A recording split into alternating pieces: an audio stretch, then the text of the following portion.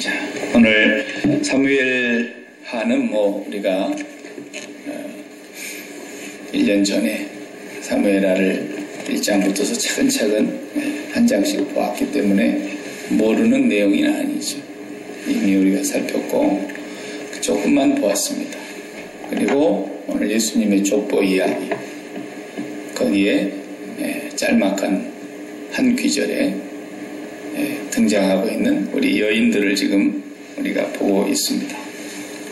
마태복음의 강해를 시작하기 전에 앞서서 그 족보를 우리가 살펴보고, 오늘은 그 족보의 마지막 시간인데, 일본 사람들이 우리나라한테 행하였던 그 만행과 인간의 탈을 쓰고 어떻게 짐승만도 못한 그런 행동들을 했던 것이 최근에 또 밝혀졌지 않습니까?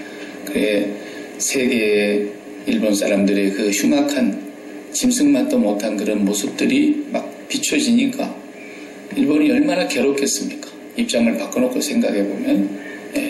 그런데도 양심은 있는데도 그걸 인정하고 싶지 않는 거예요. 그래서 자기 후손들에게는 그 부끄러운 조상들의 모습을 지워버리려고 왜곡하고 있어요. 역사 교과서를 왜곡하고. 우리도 예수 믿는 사람 입장에서 마태복음 족보에서 여기는 좀 뺐으면 좋겠어요. 왜곡하고 싶은 마음이 있는 거예요. 자기 조상이 이렇게 지저분하다는 것을 말해가지고 좋을 일이 뭐가 있습니까? 우리가 다 이미 읽고 다 듣고 읽고 다 아는 바지만 어떻게 다윗이 그럴 수가 있습니까? 그저 못된 아주 가시 같고 눈에 가시 같아 갖고 저 부하를 어떻게 내가 제거할고, 이런 마음이 들어서 혹 그 부하를 그냥 어떻게 왕이 해버렸다 해도 아니 될 말인데, 충신 중에 충신 아닙니까? 자기 부인에게 들어가라고 술을 잔뜩 먹여가지고 거하게 술 취하면 남자들이 뭔 생각나겠어요? 자기 마누라 생각나지 뭐. 근데 전쟁통에 휴가를 주니까 어떻게 요압 장군 사령관도 지금 전쟁터에 있고 내 동료들도 전쟁터에서 피 흘리고 있는데 내가 어떻게 내가 아내를 가서 품고 자겠느냐. 세상에 이런 충신이 어디 있습니까? 그래서 그냥 담벼락 밑에서 자는 거야. 안 들어가고. 그만하면 또 말아야지. 그걸 또 편지를 들려 써가지고 요압에게 보내서 자기 죽으러 가는 편지입니다. 그게. 자기가 열어보지는 않았으니까 그랬지. 그래서 요압한테 갖다 주니 요압은 무슨 연구인지는 모르겠지만 임금이 시키니까. 그래서 저쪽에 성 밑에 바짝까지 가까이 가서 맨 선두에 우리아의 군대가 서게 하고 그다음 나머지 군대는 뒤로 퇴각해라. 이랬단 말이에요. 그래 그냥 죽었어요. 그리고 모든 것이 백일하에 다 붙이고 그 우리아의 아내 바세바를 데리고 왔어요. 나는 아무리 그 본문을 읽어봐도 아리따워 보이는지라 성경에 그렇게 써있는데, 그게 아리따워 보였다는 말이 정말 아리따웠을까? 다윗의 그 마음을 그리고 있는 단어인데, 임금님이 사시는 성과 일반 서민들이 살고 있는 성 거리가 있어요. 우리 조선왕조 시대만 멀리 갈 것도 없어요. 어디 일반 서민들이 대궐 옆에 집을 짓고 삽니까? 저작거리의 사람들하고 궁궐에 있는 사람들하고는 전혀 삶이 다르고, 임금님의 자손으로 태어나면 그 저작거리도 못 나가는 거예요. 그렇게 거리가 있는데 요즘같이 무슨 가로등이 환히 불이 밝히는 것도 아니고 캄캄한 해질녘이 뭐가 눈에 보였겠어요? 이쁘면 또 뭐가 얼마나 이뻤겠어요? 그런데 아리따워 보이는 거예요. 그게 뭐겠어요? 마귀의 유혹이 들어오면 끌린다는 거예요, 뭔가. 이번에 스티븐 호킹 박사가 이제 세상을 떠났습니다. 그 양반이 발견한 것 중에서 블랙홀에 대한 얘기. 블랙홀이라는 게 우주 속에 있다 그러잖아요. 거기는 강력한 빨아들이는 힘이 있어가지고 또 이 우주를 다 통째로 빨아들여서 삼킬 정도의 강력한 힘이 작용한다 그러지 않습니까? 거기 있는지 없는지 가봐야 알겠지만 가본 사람도 없고 그렇다는 거예요. 천문학자들의 연구가. 어쨌건 사람들의 마음은 그렇게 블랙홀처럼 뭔가 빨아들이는 강력한 힘이 있는 겁니다. 네. 언제 그러냐? 이 마음이 하나님이 떠나면. 예수 믿는 사람은 하나님을 믿기 때문에 하나님을 마음에 모시고 사는 사람이라고 한다면 그 하나님을 모시는 마음에서 잠시 등을 돌리면 그 빈 공간이 어떻게 됩니까? 블랙홀로 변하는 거예요. 그래서 다른 어떤 욕구가 쏙 들어오는 겁니다. 그게 자리를 바로 차지하는 거예요. 우리가 이제 진공 포장해놓은 거 뜯을 때 그러지 않습니까? 공기를 다 빼가지고 납작이 달라붙게 가는데 이쪽에 가위로 한번 끄트머리를 탁 잘라봐요. 슈 소리가 나서 공기가 싹 들어가는 느낌이에요. 그 공기가 없었던 곳이니까 그냥 공기가 빨려 들어가는 것처럼 블랙홀의 힘은 우주를 삼킨다잖아요. 사람의 마음도 똑같은 거예요. 하나님을 믿는다고 해도 하나님하고 살짝 등만 돌리면 다른 욕구가 우리 속으로 쏙 빨려 들어오는 거예요. 그 욕구가 딱 자리 잡게 되면은 그 다음부터서 행하는 모든 일들은 일사천리로 죄악의 길로 가는 겁니다. 피 흘리는데 빠른 발걸음이 되고 독사의 독이 발사가 되고 열린 무덤과 같은 목구멍이 열리게 되고 독사의 독이 있다고 그랬어요. 사람이 그런 거예요. 이게 기독교 인간학을 배우거든요. 인간학을 일반 철학에서도 배우지만은 기독교 안에서 인간학을 따로 배워요. 세상에서 가르쳐주는 인간은 나쁘지가 않아요. 뭐 성선설이냐 선악설이냐 뭐 이딴 소리만 하고 앉아있는 거예요. 그러면서 인간은 교육을 통해서 선하게 될 수 있고 인간은 좋은 환경을 통해서 교양 있게 될 수 있고 인간은 변화될 수 있다고 가르칩니다. 세상에서.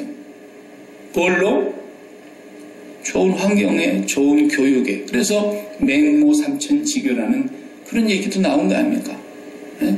맨날 시장통에서 사니까 애가 장사하는 것만 배워갖고 와가지고 얼마요 사시오 뭐 이런 것만 하니까 안 되겠다. 그래가지고 또 어디로 갔다 해? 공동묘지 옆으로 갔는데 거기서는 맨날 장례 지내는 거 하니까 아이고 고거는 것만 배워갖고 와가지고 그래. 그래서 아이고 안 되겠네. 이게 서당 옆으로 이세를 갔다 해. 서당 옆으로. 그랬더니 하늘천 따지하고 있더라는 거예요. 예? 그 사람을 바꿀 수 있다고 보는 거예요. 일반학에서는 인간학을 그렇게 가르쳐요.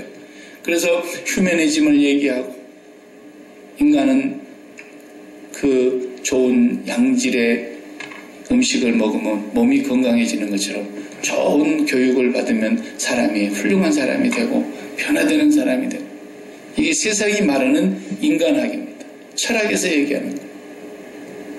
그런데 기독교 인간학은 어떻게 얘기합니까? 첫 출발이 하나님이 사람을 지으신 것에서부터 시작하고 하나님을 등지고 하나님을 거역하고 하나님을 반역하는 데서 인간은 망가졌다는 거예요. 하나님의 형상이 파괴됐다. 그래서 그걸 total depravity 전적으로 부패했다. 그래서 토탈로 부패했다. 조금도 선한 것이 하나도 없다. 성경이 그렇게 얘기하잖아요. 선을 행하는 자도 없고 하나님을 아는 자도 없고 깨닫는 자도 없고 모든 사람이 다 한 가지로 치우쳐 열린 무덤과 같은 목구멍이요 그 혀는 독사의 독이 있고 이렇게 나가는 거예요. 이게 기독교에서 말하는 인간학입니다. 인간은 토탈로 타락했고 부패해졌다는 거예요. 네. 절대로 교육으로 인간은 바뀌지 않습니다. 그 교육이 바뀐다고 해서 이제 르네상스가 온 거 아닙니까? 중세시대가 무너지고 르네상스 문의 부흥이 일어나고 인간을 재발견하고 인간에게 있는 이성을 잘 개발하면은 더 많은 문명을 발전시킬 수 있고 인간이 살기 좋은 낙원 같은 것을 이 땅에 만들 수 있겠다. 이래가지고 인간을 존중하는 시대가 비로소 열린 겁니다. 그게 르네상스라는 거죠. 그래서 이제 사람들이 인간의 이성을 개발해서 인간의 이성으로 성경을 들여다보니까 이게 성경이 말도 안 되는 소리가 있어요. 종교개혁 전까지만 해도 성경을 볼 기회가 없었는데 이제 종교개혁이 일어나서 성경을 자기 나라 말로 읽으면서 이렇게 보니까 보리떡 5개와 물고기 2마리로 5,000명을 먹이고 12강주리가 남았더라. 이런 이소부와 같은 얘기가 있으니 안 믿는 거예요. 인간의 이성으로 이제. 무리를 걸어갔다. 과학적으로 이게 가능하냐? 안 믿는 거예요. 그래서 성경은 그때부터서 점점 비판을 받고 배격을 당하기 시작했던 거예요. 문해부 인간이 최고다라는 거예요. 인간 중심으로 이 세상을 변화시킬 수 있고 새로운 사회를 건설할 수 있고 심지어는 이제 막 유토피아 이론이 나오게 된 거예요. 땅에 낙원을 건설할 수 있다. 패러다이스가 이 땅에 있다. 그러다니까 어디까지 발전합니까? 마침내 비행기까지 만들었어요. 비행기. 19세기 와서는 이제 비행기가 하늘을 날아다니는 그런. 근데 그 비행기가 날아다니니까 낭만적으로 생각했고 그 공중에 나는 새들처럼 우리도 인간이 날아가면 얼마나 좋을까. 그 꿈이 실현됐다. 그랬는데 그 비행기를 만들고 그 인간이 개발되는 이성과 그런 발전된 학문을 가지고 다이너마이트를 만들고 무기를 만들고 그러더니 그냥 그 무기를 비행기에다 싣고 가가지고 옛날에는 그래도 옆에 사람들하고만 싸웠어요. 부족들끼리. 예. 근데 이게 비행기를 만들어가지고 온 세상을 다 폭격을 하고 이제는 어떻게 됐습니까? 핵무기도 아무나 가지면 안 된다는 거예요. 미국만 가져야 된다는 거예요. 김정은이 같은 애는 가지면 안 된다는 거예요. 제가 언제 뒤집어질지 모르니까. 미국도 마찬가지죠. 미국만 가지면 되나요? 다 가질 수 있으면 다 가져야지. 근데 다 안 가져야 되는데 이미 가지고 있는 사람들은 어떡합니까? 인간의 그 악은 반드시 한쪽으로 팽창하다가 폭발을 하게 돼 있는 거예요. 언젠가는 저 핵무기를 이제 한 번은 이제 2번 쓸 날이 올 거예요. 한 번 일본에 한 번 써봤으니까 한 번 또 써볼 거예요. 틀림없이 쓰는 날이 올 겁니다. 그러니까 인간들은 기독교 인간학에서는 선한 것이 눈썹 끄트머리만큼도 없다는 거예요. 아예 토탈 depravity, 완전히 부패한 인간이다. 그것을 성경이 말하고 있어요. 기독교는 여기서 출발하기 때문에 이 인간을 어떻게 살릴 거냐를 거예요. 이 인간을 어떻게 새로 태어나게 할 거냐는 거예요.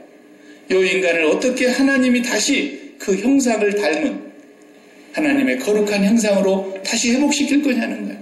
하나님의 구원 계획이 거기서부터 시작이 되는 거예요. 예, 출발점이에요. 인간의 타락. 우리가 이제 이 다윗을 보면서 세상에 어떻게 그럴 수가 있나. 예. 근데 우리가 요즘 이제 미투 운동을 보면서 한국에서 일어난 일이 아니죠. 미국에서 그냥 누가 한마디 한 것이 그 과학자들이 얘기하는 나비 효과가 일어나고 있는 거예요. 저 남미 쪽에서 나비 하나가 팔랑팔랑 이렇게 날았는데 그 나비가 일으키는 바람이 이 북쪽으로 올라오면서 태풍으로 변해가지고 그 나비 효과 아닙니까? 미국에서 그냥 누가 기침 한번 했는데 그냥 대한민국 전체가 지금 다 난리야. 이게. 근데 우리가 이제 그 사람들이 주인공으로 나와가지고 연기할 때 보면은 얼마나 그 주인공으로 연기를 잘합니까? 그 사람이 진짜 실제로 그런 성품을 가진 사람인 것처럼. 가령 누가 허준을 했다 그러면 동의보감에 허준 영감이 나오면 그 사람은 그 드라마가 처음부터 끝까지 훌륭한 사람으로 만들어내잖아요. 네. 그럼 막 그 사람들이 너무너무 연기를 잘한다고 박수치고 연말이 되면 연기 대상도 받고 막 그렇게 멋있게 꾸미고 나와가지고 착한 임금으로 나오고 그러니까 굉장히 괜찮은 사람으로 봤는데 이게 뒤집어놓고 보니까 이게 말이 아니잖아요. 말이 아니잖아요. 예. 그러니까 자기들이 그렇게 인기가 좋아서 인기를 먹고 살았고 시청자들의 사랑을 받으면서 살았는데 자기의 본질이 딱 드러나고 나니까 안타까워하면서 또 실망이 크면서 사람들의 그 손가락질과 그 비난의 화살을 피할 수가 없어가지고 결국은 어떤 분은 또 유명을 달리해버리는 그런 안타깝고 불행한 사태들이 벌어졌어요. 네. 근데 실제로 보면은 사람은 성경에서 하나님이 말씀하시는 인간은 바로 그런 일을 한 그 사람이나 오늘 본문에 나온 주인공이 다윗이나 이 사람이나 지금 설교를 하고 있는 박 목사인 저나 모든 인간은 하나님이 보실 때 똑같다고 보시는 것이 성경의 인간학이에요. 내가 조금 더 낫고 그런 것은 하나님이 인정을 하진 않아요.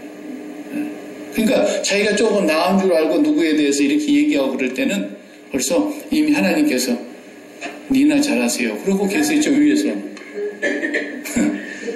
하나님이 그러시는 거예요. 그러니까 할 말이 없어요. 할 말. 그 어거스틴한테 성 프랜시스가 그 훌륭한 분이지 않습니까? 성 프랜시스 그러면은 정말 얼마나 그 성자라고 불리지 않습니까? 그분의 말이 그런 얘기를 했다고 전에 제가 얘기했잖아요. 꿈의 제자가 꿈을 꿨는데 천국에서 자기 스승이신 프랜시스가 최고로 하나님 앞에서 영광을 받더라는 거예요. 그 제자이면서도 우리 스승님이 그렇게 영광을 받으면 좋아해야지 꿈속에서도 질투가 나더라는 거예요. 그래서 꿈에서 깨갖고 다음날 맨정신으로 물어봤다잖아, 선생님. 선생님 어젯밤에 내가 꿈에서 보니까 최고더라. 선생님 어떻게 그렇게 훌륭하신지 모르겠다고. 그러니까 프랜시스 말이 명답을 한 거예요. 제자한테. 얘야 그런 소리 하지 마라. 내가 다른 사람들처럼 나도 하나님을 믿지 않았고 예수님을 몰랐더라면 나도 똑같이 그렇게 그런 사람이 될 뻔했는데 어쩌자고 하나님이 나를 불러주시고 나를 구원해 주셔서 하나님을 알게 해놓기 때문에 내가 이렇게 하나님이 바꿔주신 거지 나는 바꿀 수 있는 사람이 아니다. 그런 얘기를 했다는 거예요. 바로 그 말이에요.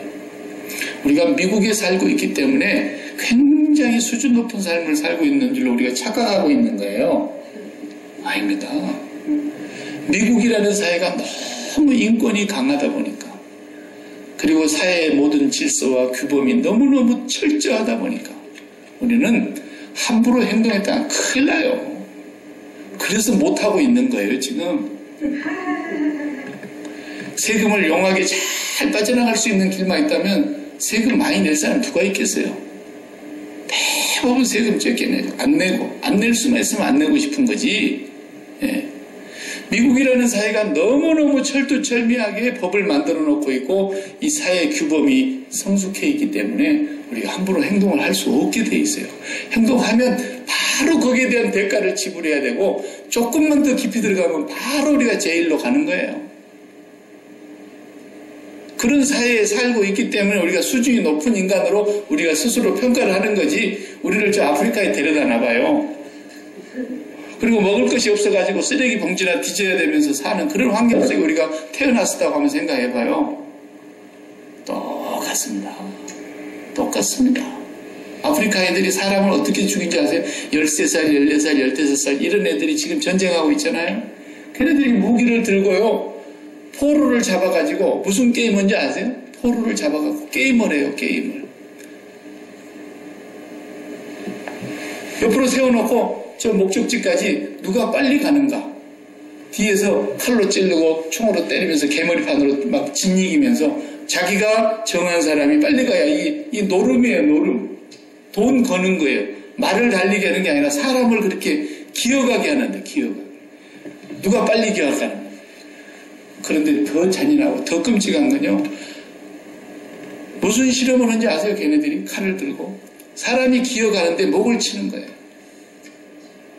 그럼 목을 치고 목이 땅에 뚝 떨어졌는데 목이 없는 이 몸뚱아리가 몇몇 알을 그냥 가는가 그걸 얘기를 하는 거예요.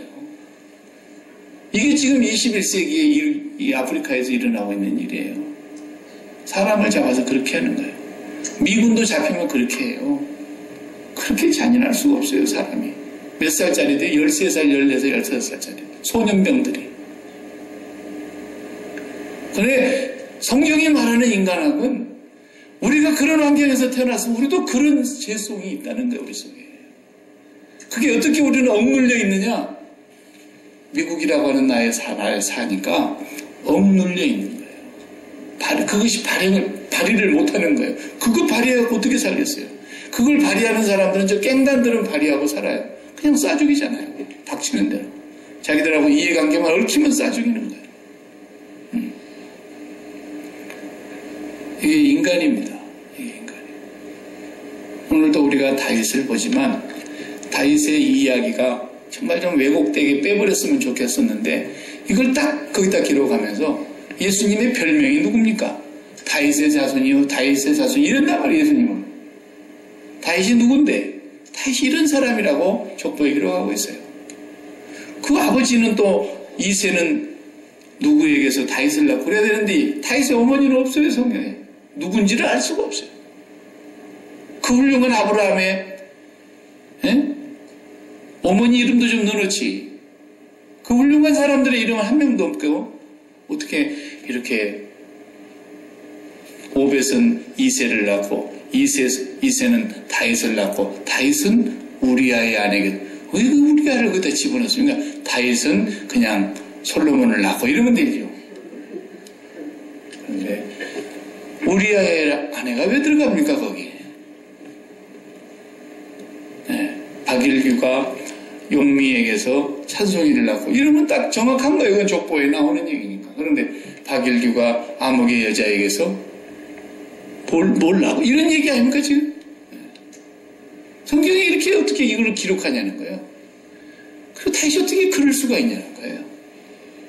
근데 마지막 족보에서 이 여인을 드러내면서 우리의 삶이 바로 예수 그리스도에게로 나아가는 사람들은 모두가 다 다윗이 누굽니까? 하나님의 마음에 합한 자라 그랬잖아요. 사도행전 13장 22절에 보면 내가 이새의 아이들 다윗을 만나니 그는 내 마음에 합한 자라 내 뜻을 다 이루게 하리라 그랬던 사람인데 그런 정도 하나님 앞에 인정을 받는 다윗인데도 다윗이 이 모양이라고 해요. 그러니까 다윗이 이제 이 죄를 짓고서 고백하는 걸 한번 우리가 성경을 들어가서 보면은 시편에 다윗이 고백하는 51편을 한번 보세요. 시편 51편. 자, 한번 펴서 보십시다.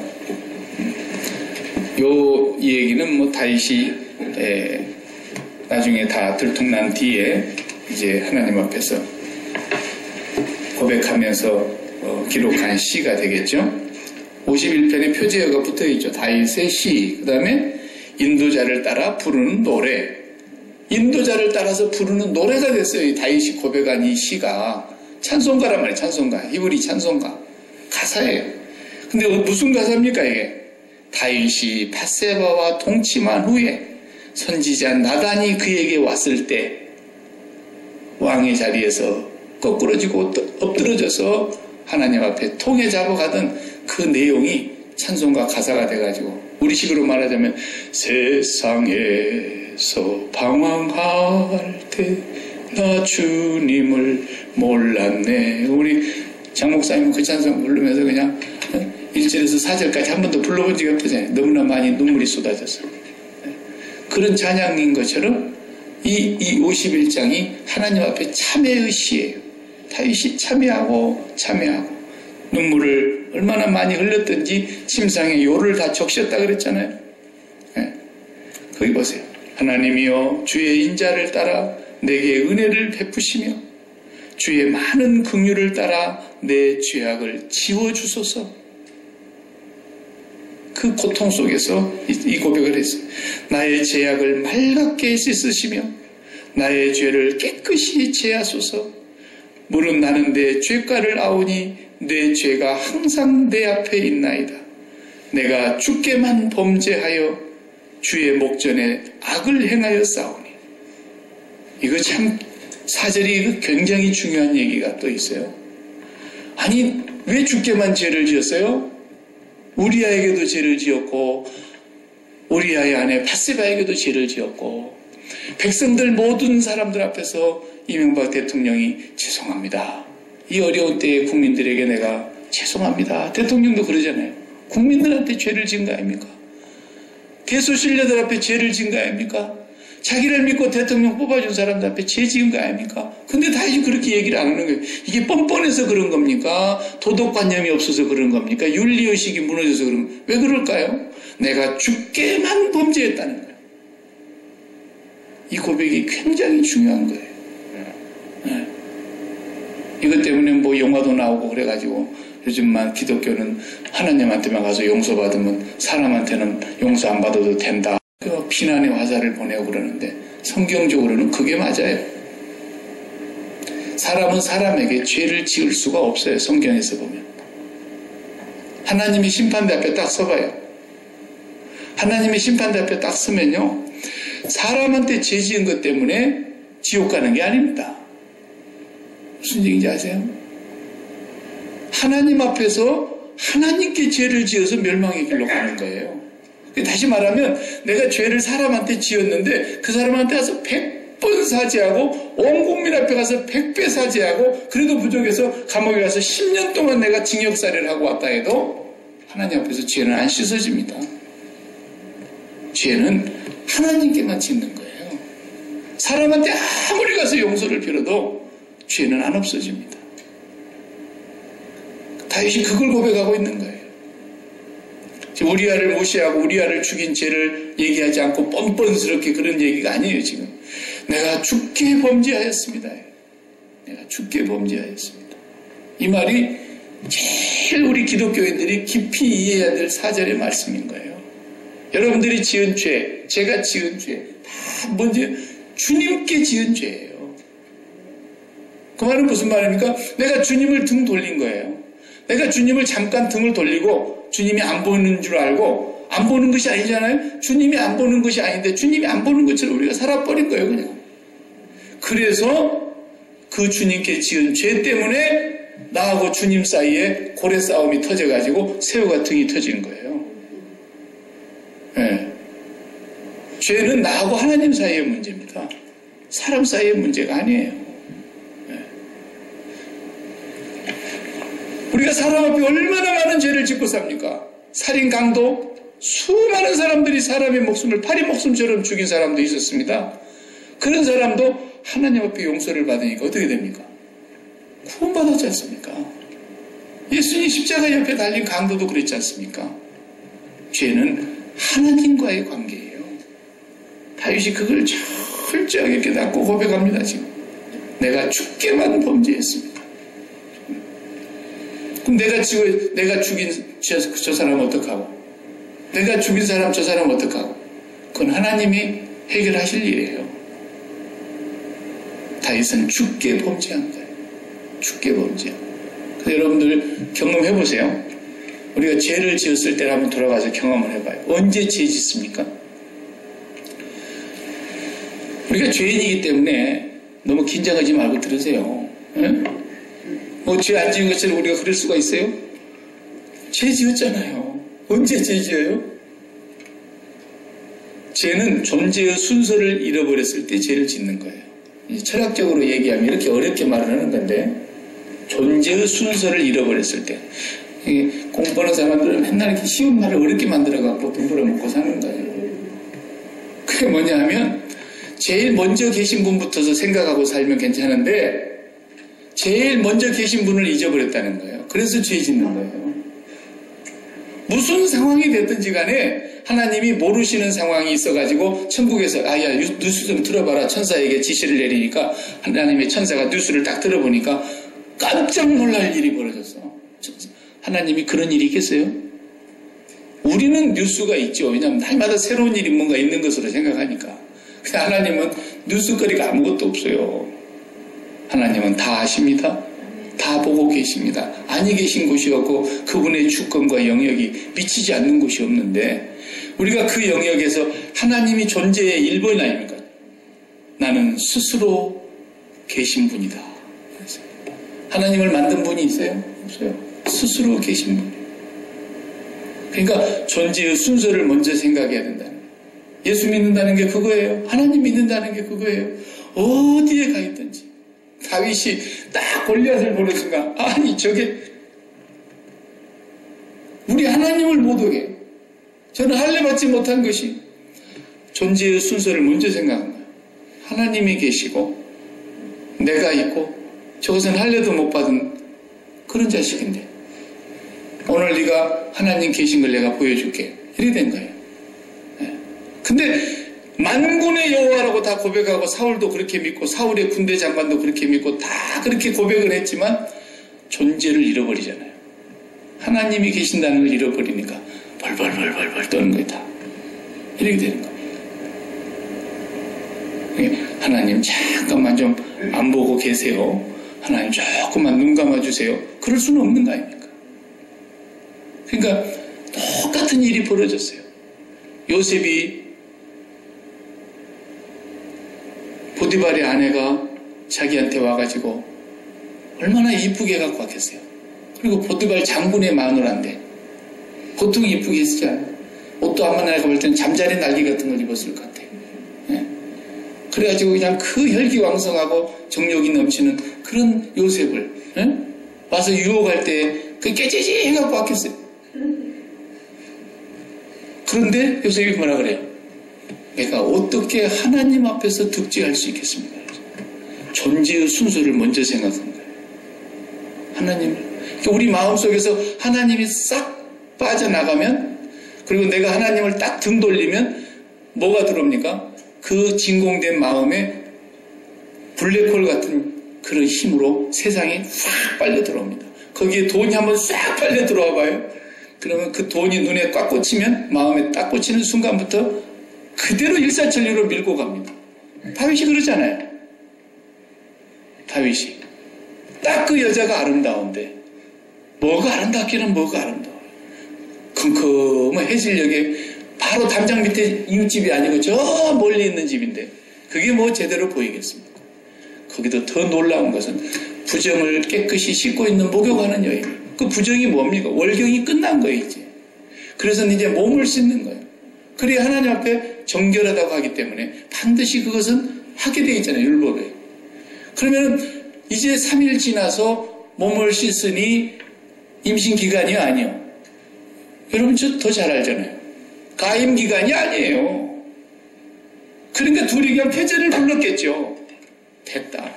임신될 리가 있나? 그래 이거 보세요. 하나님이 임신을 시키는 겁니다. 전능하신 하나님. 가임기간인데 임신을 시키는 거예요. 내가 임신했어요. 깜짝 놀란 거예요, 박세바도. 이럴 수가 없다 이거죠. 요즘 같은 뭐 기계사 갖고 뭐 이렇게 테스트 해보는 거라도 있는데 깜짝 놀란 거예요. 분명히 내가 지금 부정한 기간이 끝나고 목욕했는데 어떻게 임신이 될 수 있냐. 전능하신 하나님이 그렇게 하시는 일입니다. 예, 이거 우리가 이 다윗의 사건 그리고 우리아의 아내라고 하는 이 기록을 보면서 뭘 보라고 하는 거냐면, 오늘도 우리 집사님 기도하실 때 그 말씀하셨지만 이 속에서 나를 보라는 거예요. 그렇게 우리아를 들여보내가지고 자기 자식인 것처럼 만들려고 애를 쓰는데도 이 충신이 안 들어가는 거예요. 그래서 편지를 들려보내가지고 다시 요압에게 보내가지고 결국은 전쟁터에서 전쟁하다가 죽는 것처럼 완전 범죄로 덮는 거예요. 그리고 그 아내를 쫙 데리고 왔는데 이게 가임기간이 아닌 기간에 임신이 됐다는 거예요. 그렇게도 그래도 덮는 거예요. 그래도 덮는 거예요. 왜? 남편이 죽었으니까. 근데 이거 보세요. 하나님이 나단을 보냅니다. 저 시골에 있는 보잘것없는 한 선지자를 보내가지고 그 기가 막힌 얘기를 하지 않습니까? 뭐 부잣집이 양이 많고 소도 많은데 가난한 과부는 양 한 마리 키워가지고 그 자기들하고 그냥 가족같이 새끼처럼 그냥 자식처럼 먹이고 그렇게 같이 먹고 자고 그랬는데, 부잣집에 손님이 왔는데 이 부자 인간이 얼마나 못됐길래 세상에 자기 집에 있는 소나 양이 그렇게 많은데 자기 손님을 위해서 그 가난한 과부의 양 한 마리 있는 걸 빼앗아다가 자기 집에 온 손님을 대접했답니다. 이러니까 그냥 다윗이 막 눈이 막 튀어나올 정도로 화를 내잖아요. 예. 그런데 나단이 말하네. 바로 당신입니다. 예. 그때 꼬그라져서 지은 시가 51편입니다. 이 세 가지를 우리가 다 봐야 되는 거예요. 이 세 가지를 보라는 거예요. 뭘 보는 겁니까? 다윗이 납니다라는 것이죠. 그 두 번째는 뭡니까? 죄에 대해서 그렇게 분노해야 된다는 거예요. 죄에 대해서 그렇게 분노했더라면 그 사람은 그렇게 했겠습니까? 안 했죠. 그리고 넘어졌습니다. 넘어졌지만 하나님 앞에서 뭐라고 하는 거 보세요. 그 5절에 읽어봐요. 51편 5절에 같이 한번 내가 죄악 중에서 출생하였으며 어머니가 죄 중에서 나를 잉태하였나이다.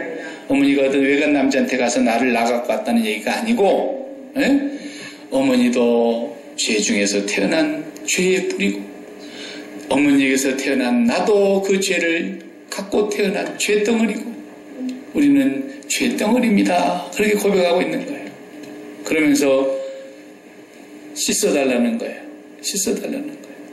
뼈가 쑤시고 아프다는 거예요. 8절에 내가 즐겁고 기쁜 소리를 들려주시사 내게 즐겁고 기쁜 소리를 들려주시사 주께서 꺾으신 뼈들로 즐거워하게 하소서. 뼈를 꺾는 것과 같은 고통을 당하고 있는 거예요. 다윗이 지금 뼈를 꺾는 것 같은 그런 고통 속에서 하나님 앞에 회개하고 있는 겁니다. 그러면서 10절에 또 뭐라 그래요? 하나님이여 내 속에 정한 마음을 창조하시고 내 안에 정직한 영을 새롭게 하소서. 하나님이 나를 고쳐주지 않으면 불가능하다는 걸 고백하고 있는 거예요. 지금 11절에 하나님이 사울처럼 버릴까 봐서 두려워하는 거예요. 나를 주 앞에서 쫓아내지 마시며 주의 성령을 내게서 거두지 마소서. 성령을 거두어버리면 끝나는 거 아닙니까? 그 다음에 16절 다 같이 또 읽어봐요. 주께서는 제사를 기뻐하지 아니하시나니 그렇지 아니하면 내가 들었을 것이라. 주는 번제를 기뻐하지 아니하시나이다. 이거 보세요. 날마다 번제 드리라 해놓고 주는 번제를 기뻐하지 아니하시나이다. 무슨 얘기입니까? 죄를 갖고서는 하나님 앞에 예배 드려봐야 소용없다 그 말이에요. 이 죄를 감추어 두고는 아무리 제사 드려도 소용없다. 하나님은 뇌물을 받으시고 마음을 바꾸시는 분이 아니라는 거예요. 죄를 해결치 아니하고 드리는 모든 예배는 우상숭배이며 뇌물이라는 거예요. 하나님을 우상숭배로 모욕하는 거예요. 모욕하는 거예요. 지난주에 제가 성경 공부 시간에 얘기했잖아요. 하나님을 모독하는 거예요. B급의 영광은 모독하는 거라니까 하나님 앞에. 그 다음 읽어보세요. 다 같이. 하나님께서는 구하시는 제사는 뭐예요? 상하여 마음을 찢는 거라는 거예요. 옷을 찢지 말고 마음을 찢고 돌아오라는 거예요. 상하고 통회하는 마음을 주께서 멸시하지 아니하시리이다 그랬어요. 어떤 죄라도 마음을 찢고 돌아오는 사람은 하나님 용서하신다는 거예요. 마음을 찢고. 그래서 그 마음을 찢는 자리가 어디 자리입니까? 거기가 십자가 자리인 거예요. 주님의 십자가 자리가 그 자리인 겁니다. 우리가 제 앞에서 섰을 때에 주님의 십자가를 바라보시기 바랍니다. 면류관이라고 하는 것이 무슨 영화로운 면류관이 아니고 가시관을 썼습니다. 머리에 피가 흐릅니다. 채찍에 맞아서 온 몸이 꼭 시편에 그런 기록이 있잖아요. 소 모는 자가 쟁기로 밭을 갈아놓은 것처럼 예수님의 등허리가 그렇게 갈기갈기 찢어졌다는 거예요. 그리고 양손과 양발에 못을 박았습니다. 그리고 옆구리에는 또 창을 받아야 했습니다. 이 고통스러운 주님의 십자가의 고난이 바로 우리의 상한 마음을 다 고치시는 거예요. 상한 마음을 고치시는 거예요. 그래서 우리가 거기서 마음을 찢고 회개하는 거예요. 마음을 찢고 회개하는 거예요. 하나님은 이런 사람을 누구라도 용서하신다고 약속하시는 것입니다. 다윗과 같은 사람이 바로 나고 나 같은 죄인도 하나님은 이렇게 예수 그리스도의 십자가에서 같이 연합해서 죽은 사람은 하나님이 용서하신다는 거예요. 나는 이번에 조민기 씨가 참 안타까워요. 너무너무 아깝고 너무너무 애통하고 너무너무 가슴 아파요. 예수를 믿지 못하고 자기는 자기 인생의 최고의 영광을 누린 사람이에요. 그냥 연기만 해도 영광인데 연기를 하는 사람들을 가르치는 교수가 됐으니까 최고까지 올라간 거예요. 자기 분야에서. 거기서 명예를 얻었습니다. 인기도 얻었습니다. 그러니 돈이 따라왔을 거 아닙니까? 돈도 얻었습니다. 다 얻었어요. 그래도 그것이 자기 마음을 채우지를 못하는 거예요.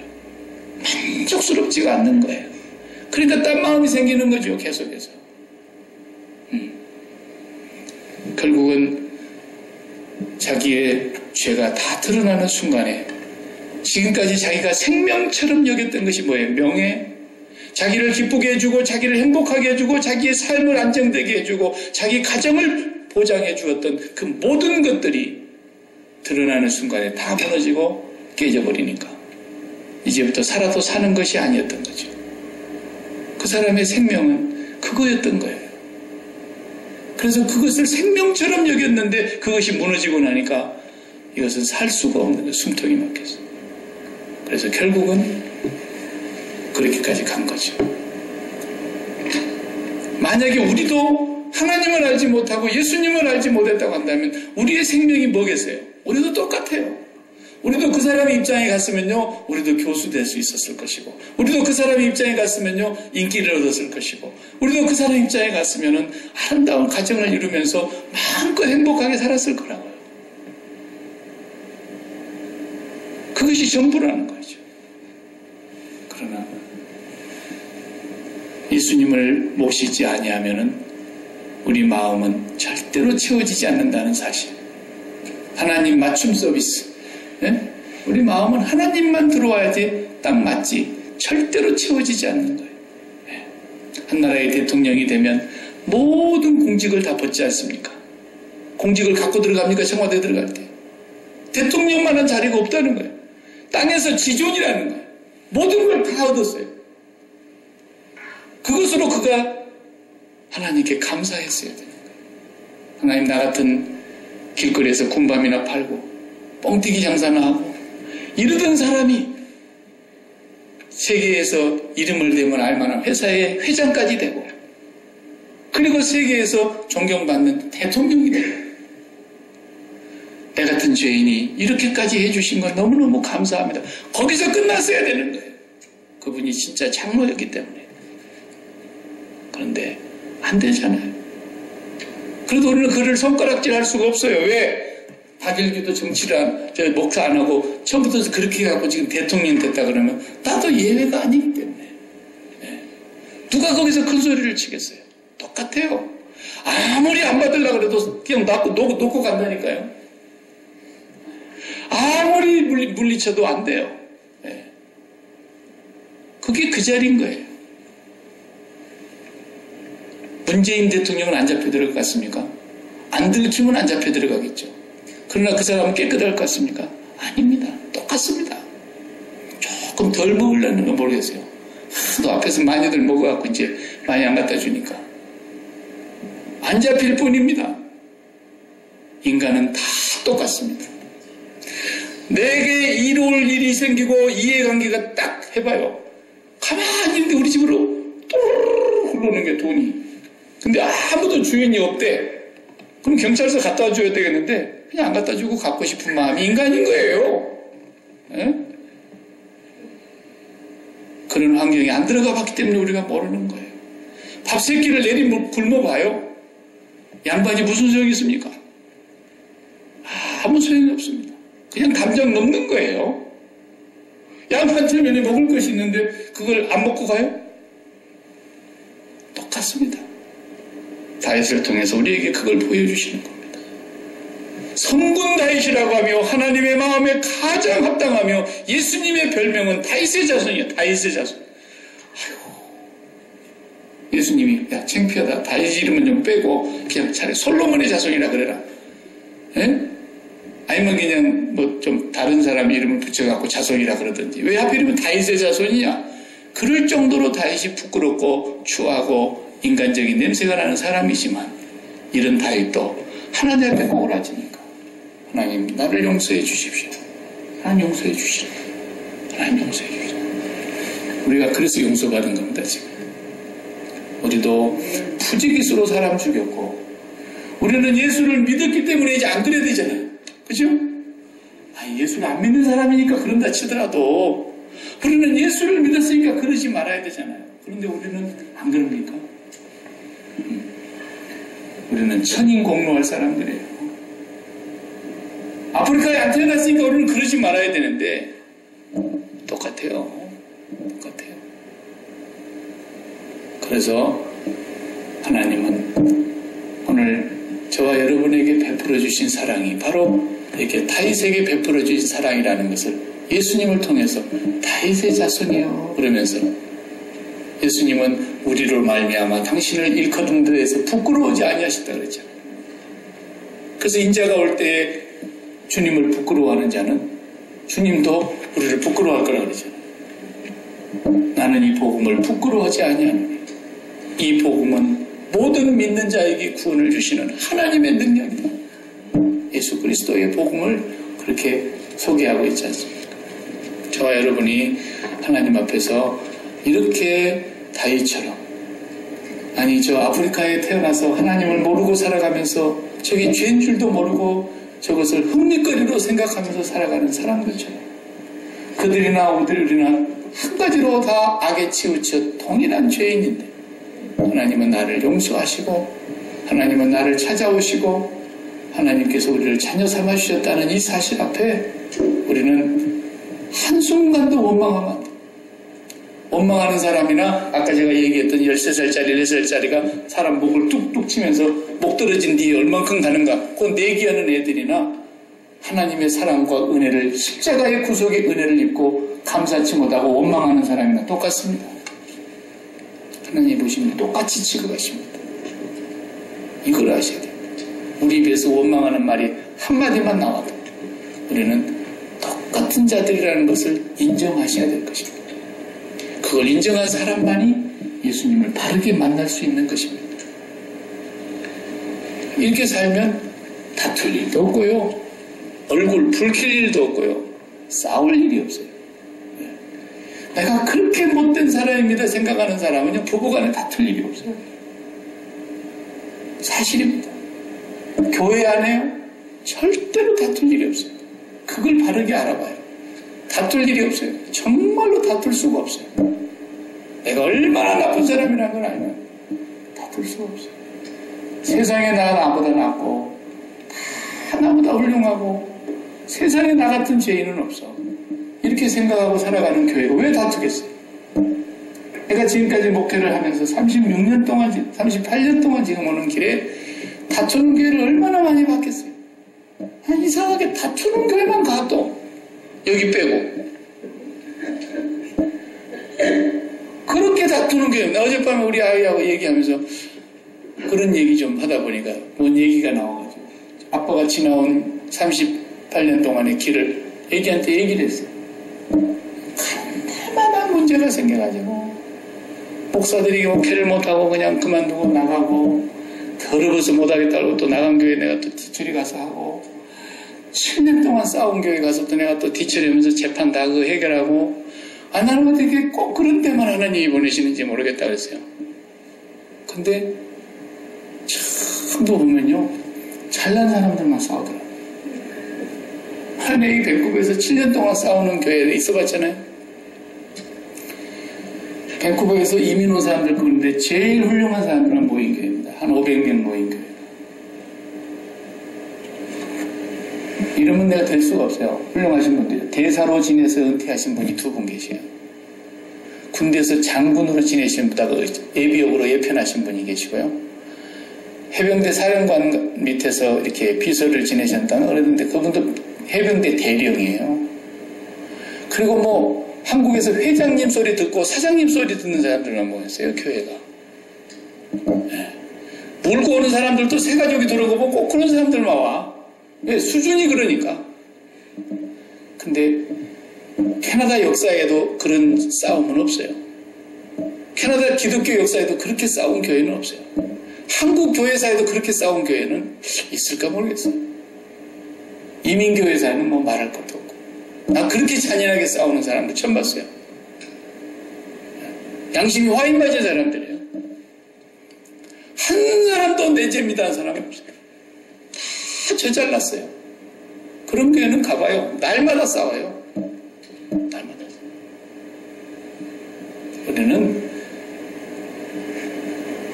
다윗을 손가락질 할 수도 없는 그런 죄인들입니다.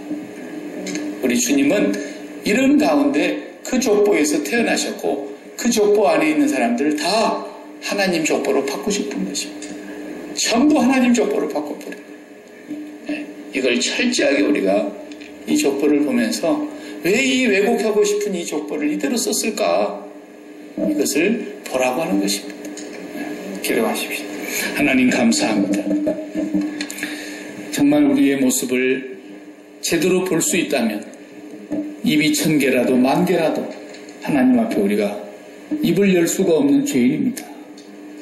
그럼에도 불구하고 때로는 원망했고 감사치 못했고 찬양하지 못했고 우리의 마음속에서 얼마나 불평이 터져나오는지 하나님 정말 우리같이 무지한 자들을 무엇을 한 곳이 이쁜 데가 있다고 우리를 구원하셨는지 우리를 용서하여 주셨는지 우리를 이렇게 하나님의 자녀로 삼으셔서 아버지의 은혜를 힘입고 살게 하시는지 아버지 저희들 날마다 아무리 죄질 생각을 지우려고 해도 아니 죄를 지지 않을 수가 없는 인간인데도 불구하고 우리를 이대로 용서하시기로 작정하신 그 하나님의 사랑을 깨닫게 하여 주시옵소서. 날마다 주님의 십자가 바라보면서 존재의 순서를 잊어버리지 않게 하여 주시옵시고 언제 어디서나 무엇을 하든지 아버지가 보고 계시고 듣고 계시고 알고 계시는 걸 깨닫게 해주시고 아버지를 마음에 모시고 살아가는 저희들 되게 해 주옵소서. 예수님의 이름으로 기도하옵나이다. 아멘. 아멘.